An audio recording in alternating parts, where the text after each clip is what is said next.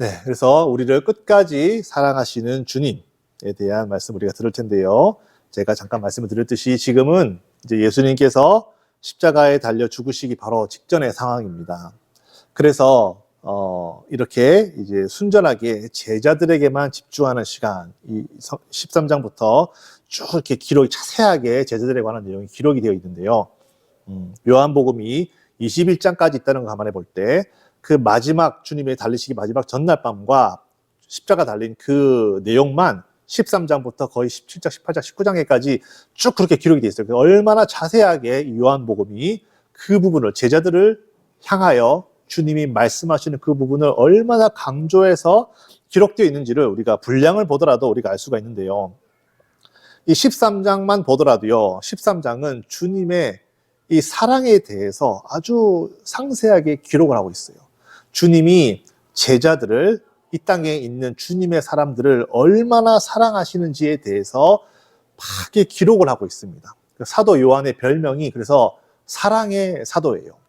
예수를 믿고 나서 제자의 삶을 그가 살기 시작했을 때는 우레의 아들이라는 별명이 있었어요. 얼마나 혈기가 왕성했는지 우레의 아들이라는 말이 보아너게라는 그의 별명이 그랬어요. 얼마나 혈기왕성했는지. 그러나 예수님을 그렇게 섬기고 따르다 보니까 그의 인격이 변화가 돼서 사람들이 말하기를 사랑의 사도다라고 말할 정도로 그에게는 사랑이 충만했는데 그 이유가 바로 이 사도 요한은 예수님의 사랑을 그렇게 많이 받은 거예요. 예수님의 사랑을 그렇게 많이 받아서 이 13장만 보더라도요. 사랑이라는 단어가 7번이나 나올 정도로 사랑에 대해서 그렇게 많이 지금 기록을 하고 있습니다. 그런데 이 말씀을 잘 제가 이제 전하려고 준비를 하면서 좀 이해가 안 됐던 부분은 주님께서는 이 모든 것을 다 알고 계세요. 어떤 것을 알고 계시냐면 이제 이 밤에 내가 너희들의 발을 씻겨주고 이제 같이 이제 떡을 떼고 겟세마네 가서 기도를 한 다음에는 이제 내가 대제사장 무리들이 보낸 그런 사람들에게 붙잡혀가지고 끌려가서 매질당하고 다음 날에 십자가 달려 죽으면 이 제자들이 다 떠나갈 거라는 것을 주님께서는 알고 계세요. 그러니까 낙심하고 지금 주님이 죽으시니까 자기도 죽을까봐 두려워하고 무서워서 예수님을 부인하고 도망가고 숨고 그러다 보면은 정말 주님이 죽으시는 것을 보니까 모든 절망 가운데 있을 것이고 그런 절망 가운데 낙심하고 주님을 떠나는 제자도 있을 것이며 지금 그런 상황이라는 걸 주님이 다 알고 계세요. 그런 상황이라면 만약에 제가 주님이었다면 이 제자들 어떻게든 붙들어 놔야 되는 거 아니겠어요?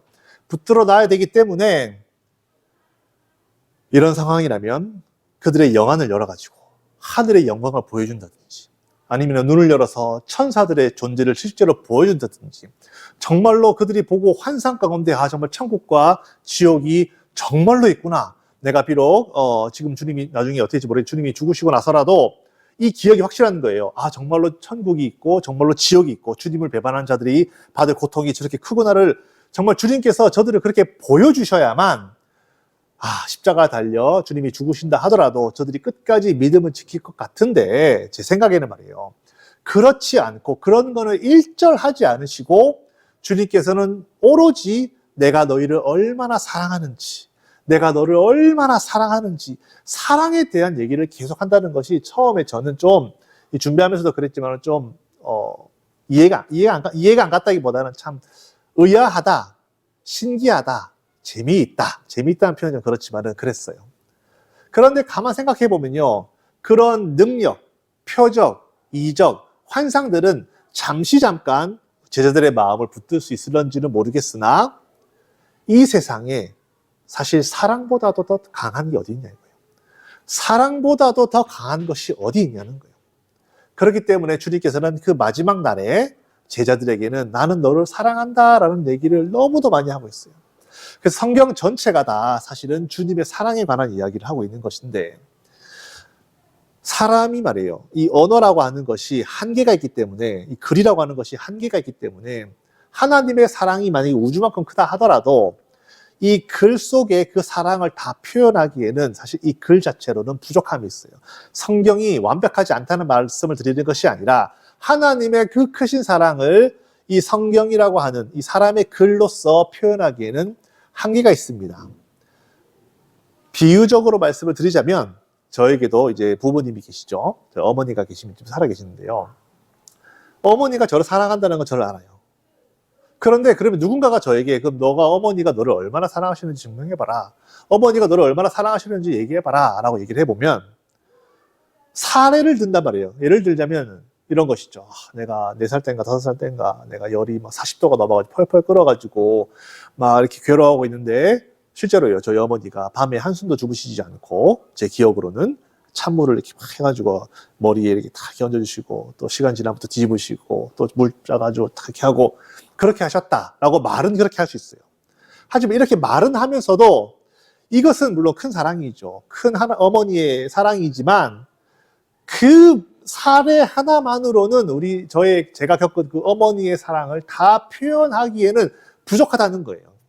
그것이 사랑이 없다는 말이 아니라 그런 것처럼 오늘 우리 이 13장에 예수님이 우리들을 그렇게 사랑하신다라고 기록은 되어 있지만 이것은 하나의 인간이 이해할 수 있는 언어로 기록된 하나의 단편일 뿐이고 이 글과 이 내용 넘어 있는 그 하나님의 사랑을 우리가 성령으로 말미암아 깨달을 수가 있어야 된다는 거예요. 그래야 그 사랑이 일평생 우리를 붙들어서 환상이나 이적이나 표적이나 기적이나 능력이나 이론으로는 절대로 우리를 끝까지 우리의 마음과 생각을 끝까지 붙들 수는 없지만 바로 예수님의 그 사랑이 너무도 크기 때문에 우리가 죽는 그날까지 예수를 배반하지 않고 끝까지 붙들 수 있는 유일한 힘이 바로 사랑의 힘이라는 거예요. 그래서 우리가 예수께로 나올 때 수많은 이유로 예수께로 나옵니다. 어떤 사람은 병이 있어서 나오기도 하고 어떤 사람은 정말 할 일이 없어서 나오기도 하고 어떤 사람은 정말로 문제가 많아서 우울해서 나오기도 하고 어떤 사람은 정말 실현을 당해서 나오기도 하고 어떤 사람은 정말 괴로운 일이 있어서 나오기도 하고 직장 때문에 나오기도 하고 여러 가지 이유로 예수께로 나오지만 결국에는 이 모든 것들을 뛰어넘어서 그 일들로 말미암아 예수를 만나고 예수를 바라보고 예수님을 사랑해야만 예수님의 사랑을 정말로 깨달아야만 그 사랑을 받아야만 우리가 끝까지 이제 갈 수가 있는 것이죠.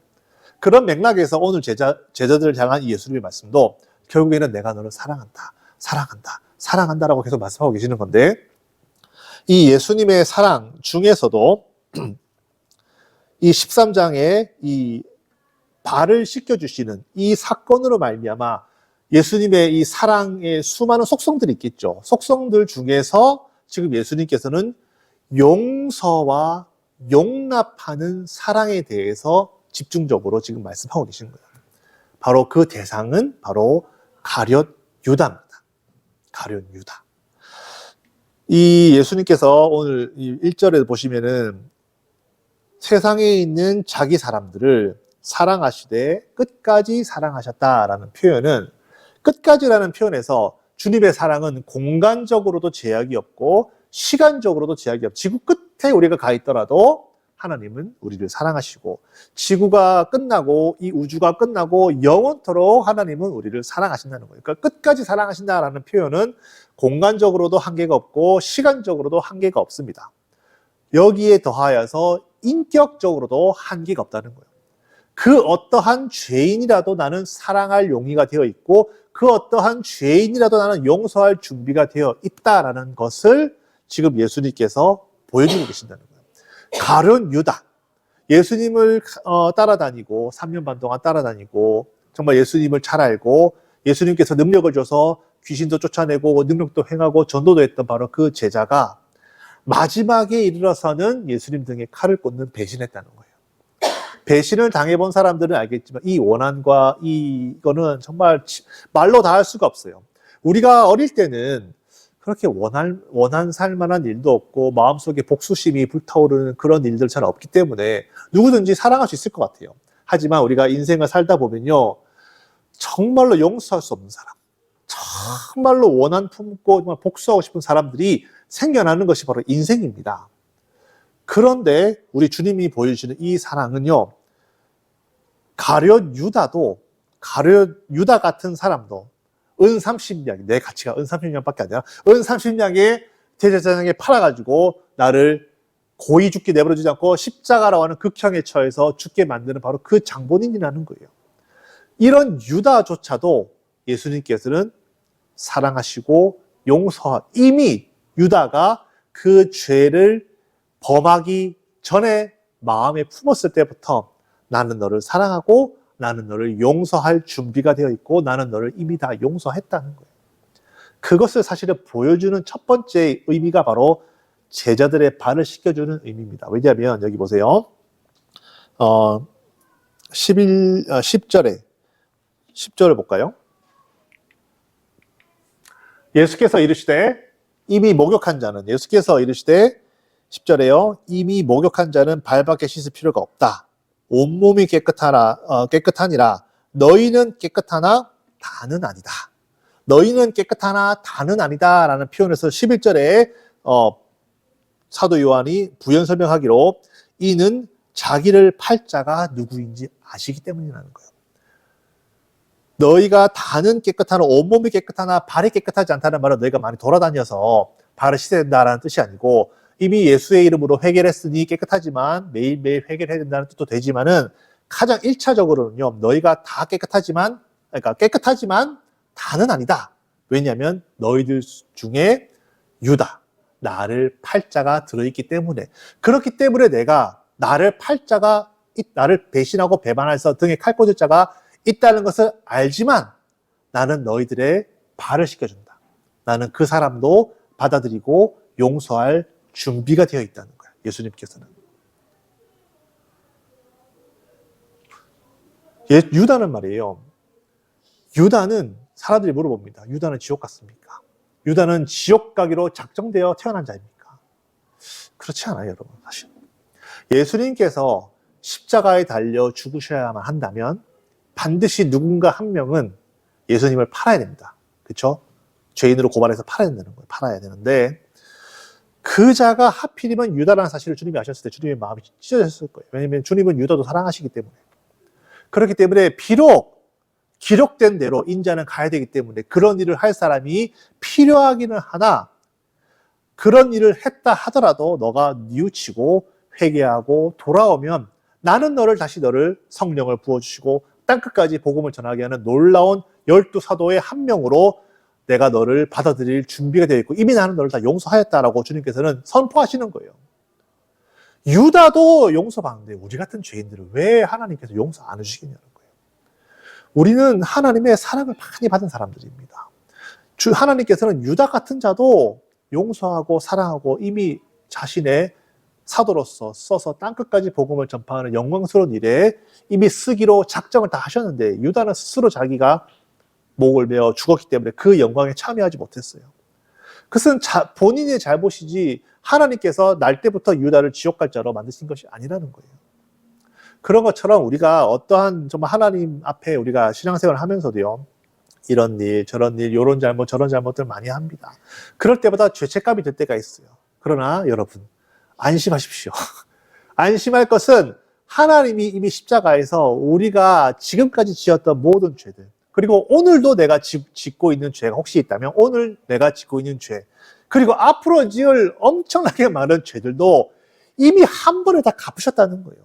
이미 한 번에 다 사랑으로 그걸 다 이미 다 용서를 하였기 때문에 물론 하나님 앞에 죄송한 마음은 있지요.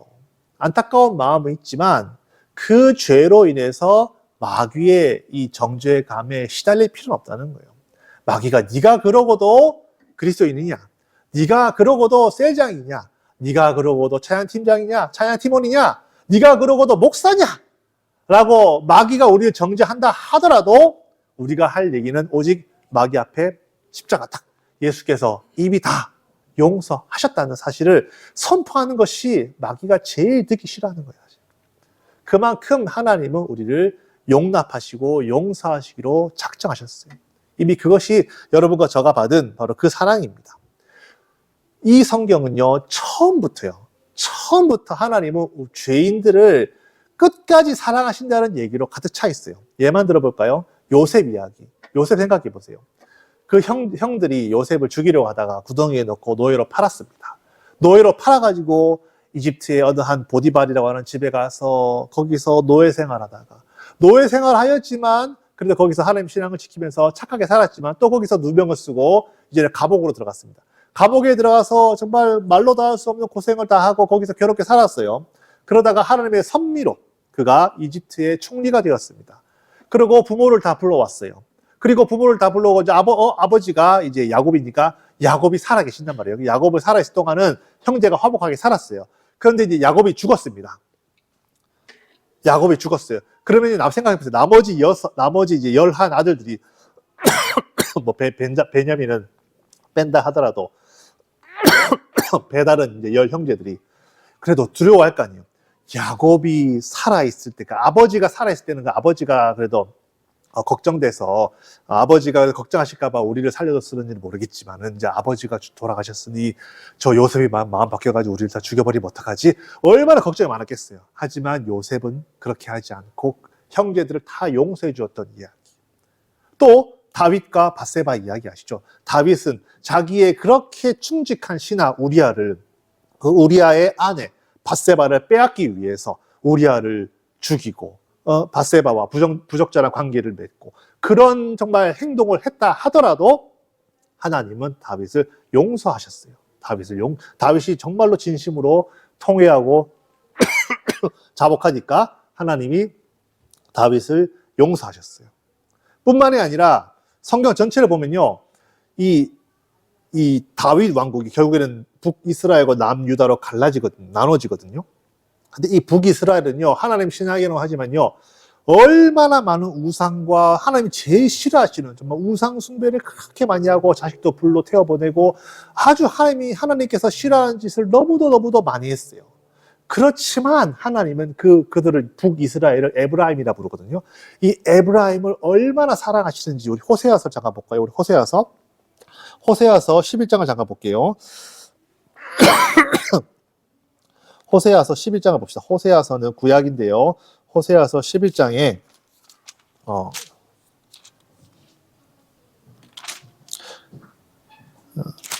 호세아서 11장 8절에 이렇게 성경은 기록을 하고 있습니다. 감사합니다. 예. 호세아서 11장 8절에 에브라임이여. 이 에브라임은 북이스라엘을 말하는 거예요. 북이스라엘을 향한 하나님의 마음이에요. 내가 어찌 너를 놓겠느냐. 이스라엘이여, 내가 어찌 너를 버리겠느냐. 내가 어찌 너를 아드마같이 놓겠느냐. 어찌 너를 스보임같이 두겠느냐. 내 마음이 내 속에서 돌이키어 나의 긍휼이 온전히 불붙듯 하도다. 긍휼이 불붙듯 한다는 거예요. 하나님께서. 이처럼 하나님이 우리에게 보여주는 사랑 중에 가장 첫 번째로 우리가 깨달아야 될 특징은 용서와 용납의 사랑이라는 거예요. 하나님은 우리가 어떠한 잘못을 하더라도 그 마음속에 하나님을 향한 통회하는 마음과 자복하는 마음이 있으면요, 하나님은 우리를 계속해서 사랑하십니다. 하나님은 계속해서 우리를 용납하시고 받아주시는 거예요. 마치 부모님이 우리를 그렇게 계속 잘못을 저질러도 용서해 주시고 잘못을 저질러도 웃어주시듯이 하나님은 정말 우리를 끝까지 사랑하시는 분이에요. 하나님은 우리를 끝까지 놓지 아니하시는 분이시라는 것을 우리는 오늘 깨달아야 됩니다. 정말 그 사랑을 우리가 받아야 됩니다. 오늘 우리 말씀은요. 하나님을 우리가 이제 믿을 때 사람들이 이제 생각을 하는 것은 오늘 이 용서와 사랑의 복음, 용서와 용납에 대한 어떤 하나님의 사랑을 우리가 들으면요, 마음에 어떤 일종의 어떤 부담감이 있을 수 있어요. 이런 사랑으로 나도 그러면 사람들을 용서를 해야 되나? 물론 성경에도 용서를 해야 된다고 말하니 용서를 해야 된다라고 생각할 수 있어요. 압박감이 있을 수 있죠. 그렇지만 오늘의 말씀은 그게 포인트가 아니에요. 하나님의 이 용서와 용납의 사랑을 충만히 받으라는 것이 오늘의 말씀이지, 우리가 억지로 되지도 않는 용서와 되지도 않는 사랑을 해서는 사실은 안 됩니다. 이게 목사로서 할 얘기인지는 모르겠지만 사실은 하나님의 이 용서가 우리의 믿음이 완전하지가 않은데, 이런 설교가 어떤 말이냐, 우리가 하나님의 사랑으로 원수를 용서하고 원수를 용납해야 됩니다 라고 설교단에서는 목사들은 그렇게 얘기를 할 수 있어요. 하지만 저는 그렇게 할 때 그것은 또 다른 폭력을 낳을 수 있다는 거예요. 내가 안 되는 것을 자꾸만 하게 하니까 그것이 폭력이 된다는 거예요. 기독교는, 그러니까 하나님은 우리가 정말 하나님의 사랑을 충만히 받고 때가 차면은 저절로 하게 되는데 말이에요. 저절로 하게 되는 것을 억지로 끌어다가 하기도 싫은데 억지로 끌어다가 용서하라고 하니까 용서하게 만들고 용납하라고 하니까 용납하게 만드는 그런 종교가 아닙니다.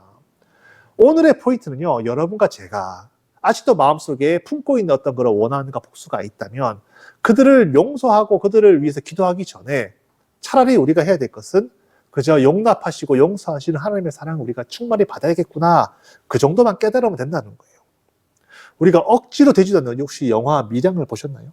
하도 옛날 영화라서. 또 거기에 보면 이제 전도연 씨, 주인공 이름 제가 잘 모르겠어요. 전도연 씨가 하나밖에 없는 아들을 누가 유괴해서 죽여버립니다. 그 범죄자가 있어요. 그래서 그 아픔을 이제 이기려고 그러다가 이제 결국에는 신앙의 힘으로 이제 이겨내려고 이제 하다가 이제 말씀을 계속 들으니까 내가 원수를 사랑하라고 하니까 사랑해야 되겠구나. 그래서 하다가 이제 원수가 누구겠어요? 자기 아들을 죽인 범인 아니겠어요? 그 범인을 이제 찾아서 용서해야 한다는 말을 하려고 찾아갔는데, 아니 그 범인이 다 이렇게 접견실에 앉아가지고 저는 이미 하나님의 용서를 받았습니다. 그 말을 듣더니 그러니까 물론 그 극 중에서 내가 용서도 안 했는데 누가 감히 먼저 용서하냐고 폭발하는 거예요. 거기서. 여러분 무슨 뜻인지 아시겠어요? 용서라고 하는 것은요, 저는 그래서 그 범죄자가 나는 용서를 다 받았습니다. 아니 자기 아들은 예수 믿지도 못하고 돌아가셨는데 자기 아들을 죽인 그 범죄자가 말이야 하나님이 용서해 주셨다고? 이게 여러분 기독교의 용서의 이 신앙에 대해서 한번 심각하게 생각해 볼 수 있는 영화예요. 과연 이 범죄자는 구원 얻었을까? 과연 이 극 중에 이 전도의 이 역할을 하시는 이 여인은 정말로 하나님의 사랑으로 이 범죄자를 용서했을까? 둘 다 아니라고 저는 보던 거예요. 만약에 첫 번째로 정말 이 범죄자가 정말 하나님의 사랑으로 회개하고 용서를 받았다면 그 자기가 죽인 어머니가 왔다는 그 앞에서 저는 용서 다 받았습니다, 이렇게 말하고 있을 정신이 없어요. 그 앞에서 어떻게든지 무릎 꿇고 펑펑 울면서 자기 죄를 용서해달라고 그렇게 간절하게 그 피해자의 어머니께도 용서를 구해야만 되는 일이에요. 정말로 하나님의 사랑을 안다면 그 범죄자가. 그리고 이 전도연 씨가 본인 실명을 얘기해서 죄송한데요, 그 여인도 성경의 말씀을 계속 듣는 거예요. 설교를 계속 듣는 거예요. 근데 자기 마음은 아직 준비가 안 됐어요. 그렇지만은 그렇게 해야 된다고 목사님이 계속 얘기를 하고 주변에서도 셀장이라든지 그 순장인 사람들 계속 얘기를 하니까 그렇게 해야 되나 보다 싶어서 어떻게 보면 100% sure 그렇게 안 돼도 그냥 가잖아요. 가서 그래도 좀 오케이 하고 용서를 해주면 다행이지만 사실 그게 안 될 경우에는 오히려 자기가 큰 시험을 드는 거예요. 이 두 개가 다 문제가 있는 거예요. 그러니까 용서와 용납이라고 하는 것은 우리의 의지로 할 수 있는 것이에요. 특별히 하나님의 사랑으로 그 사람을, 범죄 피해자인 내가 범죄 가해자인 사람을 용서한다는 것은요, 이것은 인간의 힘으로는 할 수 있는 일이 아니에요. 오직 하나님의 힘으로서만 할 수 있는 일인데 우리가 억지로나 우리가 정말 믿음도 안 되는데 이렇게 한다는 것은 어떻게 보면 때로는 문제가 될 수 있어요. 때로는 그것이 폭력이 될 수 있어요. 그래서 제가 목사로서도 이 설교를, 용서에 대한 설교를 할 때는 상당히 주의스러운 것은 뭐냐면 이것이 하나의 폭력이 되어서 안 된다. 우리가 할 수 있는 것은요, 설교자로서 제가 여러분들께 전할 수 있는 유일한 말은 그저 하나님의 사랑을 많이 받으라는 거예요. 하나님의 사랑을 받는, 하나님께서 용서해 주시는 이 사랑을 많이 받으면 받을수록 이 씨가요, 물을 받아야만 싹을 트죠. 물도 없는데 억지로 싹 터! 한다고 싹이 틉니까? 안 된다는 거예요. 그저 우리가 할 수 있는 일은 용서하기 위해서, 사랑하기 위해서, 용납하기 위해서 억지로 우리 마음 만들 필요는 없고요. 그저 하나님께서 나를 용납하시고 나를 사랑하시고 나를 용서하시는 그 사랑을 더 깊이 깨닫는 것 외에는 제가 여러분께 드릴 말씀이 없어요. 그렇게 사랑을 충만히 받을 때만 우리가 이 사회를 건강하게 할 수가 있어요. 우리가 사람들을 용서하고 하나님의 사랑을 보여줄 수가 있는 것이지 억지로는 할 수가 없어요. 요즘 같은 시대에 여러분, 더 글로리라든지 모범택시라든지 사적인 복수가 얼마나 사람들의 마음을 시원케 하는 시대에 우리가 살고 있는지 생각해 봅시다. 그런 드라마들이 왜 세계적으로 성공을 하고, 물론 드라마를 잘 만들었죠, 제가 봐도 아주 잘 만들었지만 이 사적 복수, 원한을 푸는 이 스토리가요, 현대인들의 마음에 이 충족되지 않는 어떤 그런 어떤 답답함을 시원하게 해소시켜 주는 거예요. 그 말인즉슨 우리들 마음속에는 이 원한들이 가득하다는 거예요. 분함이 가득하다는 거예요. 사회로부터의 좌절, 정말 사람들로부터의 배신, 이런 모든 원함과 복수가 가득 차 있는데 드라마에서 시원하게 풀어주는 거예요. 그러니까 사람들에게 감동을 얻는 거죠. 사람들에게 정말 박수를 받는 거죠. 그게 바로 지금 현대사회의 모습이에요. 현대사회의 모습이에요. 우리는 그 드라마를 보고, 물론 저도 재밌게 봤어요. 그 드라마를 비평하는 것이 아닙니다. 그런 사회를 얘기하고 있죠. 사회의 이 상황을 얘기하고 있는 거예요.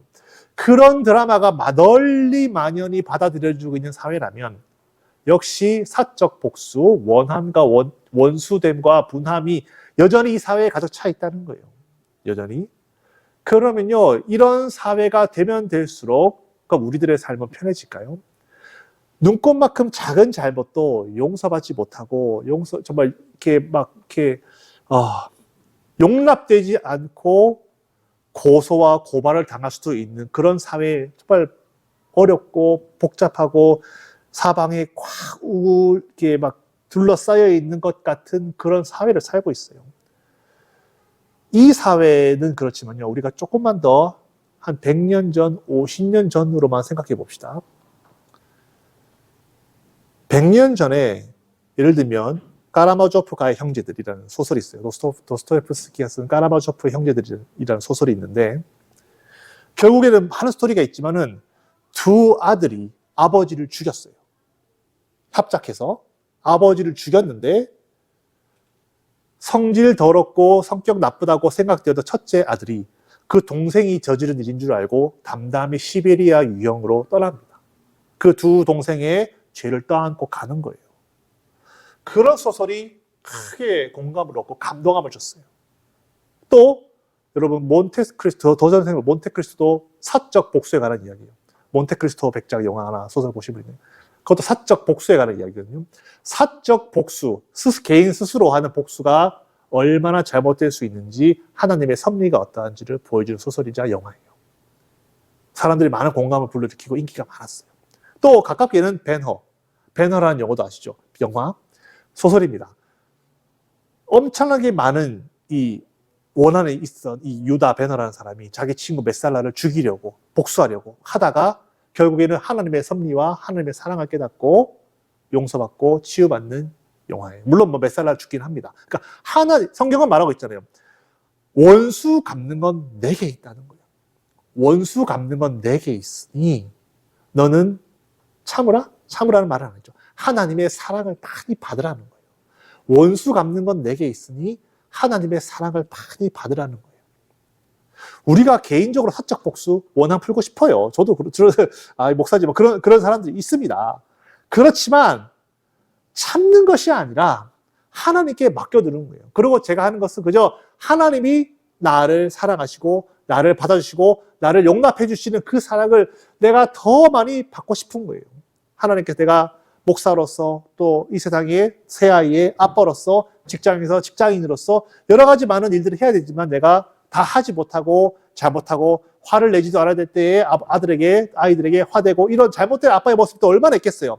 이럴 때 주여 나를 용서해 주셔서 이러면 하나님께서 또 용서해 주시고 또 나에게 큰 힘을 또 아버지로서의 큰 힘을 불어넣어 주시고 직장 가운데서 큰 힘을 불어넣어 주시고 목회자로서 큰 힘을 불어넣어 주시고 하나님께서 나에게 공급해 주시는 그 힘과 능력으로 살아가다 보면 하나님께서 용납해 주시는 힘으로 살아가다 보면 때로는 하나님께서 정말 원수 갚으심이 있더라는 거예요. 정말 신기하게도. 하나님께서 때로는 그 일을 내가 개인적으로 일을 처리했을 때보다도 훨씬 더 아름답게, 훨씬 더 통쾌하게 때로는 훨씬 더 잘 처리해 줄 수도 있더라는 거예요. 그러니까 우리는 하나님을 믿자는 거예요. 하나님이 모든 것을 아시고 하나님께서 정말 모든 것을 다 처리하신다는 거예요. 마음은 아프고 마음은 괴로워요.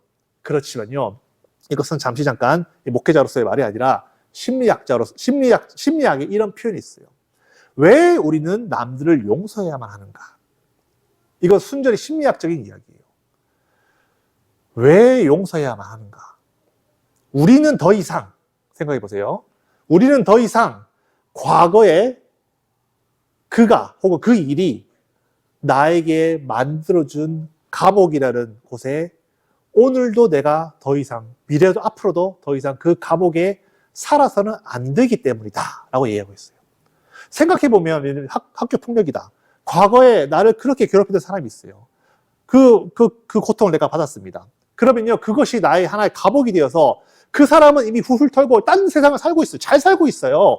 근데 나만 아직도 그때의 그 사람이 만들어준 그 감옥에 갇혀가지고 고통 속에 살고 있다는 거예요.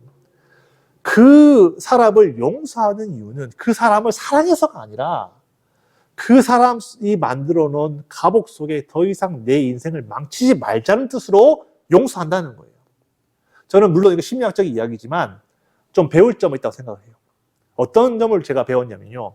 이것이 용서라고 하는 것의 최초의 출발점이라는 거예요. 우리는 신앙인이기 때문에 이런 하나의 출발점, 작지만 큰 한 걸음이 될 수 있어요. 내가 이렇게 생각을 바꾸고 내 감옥을 내가 뚫고 이제 나와서 그 사람과는 상관없는 삶을 내가 살기로 작정한다면 그 다음에 하실 일은 하나님께서 나에게 큰 사랑을 부어주셔서 이 사람에게 얻었던, 이 일로 인해 얻었던 그 모든 상처들을 능히 극복하고 남는 큰 사랑을 나에게 부어주신다는 거예요. 왜? 하나님은 끝까지 우리를 사랑하시니까.